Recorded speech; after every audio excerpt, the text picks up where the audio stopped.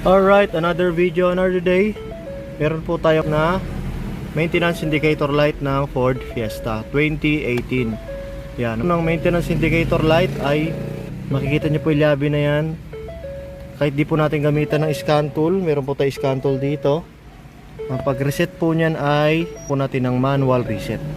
At the same time, aapakan nyo po yung gas at yung accelerator pedal ng sabay.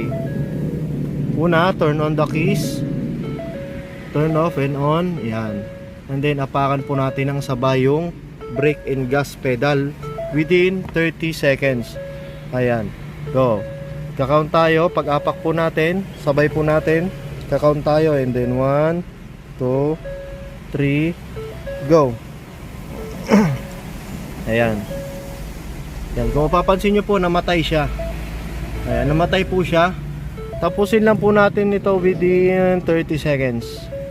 Ayan, then after po nyan, then release the brakes and gas pedal, then turn on the engine.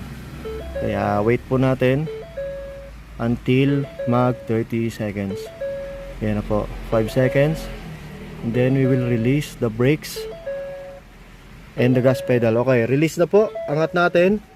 Yan, pag angat po nyan, then mapapansin nyo, wala na po yung kanyang MIL. So, after nyan, hapak po natin yung brake. Hapak natin si brake, then start.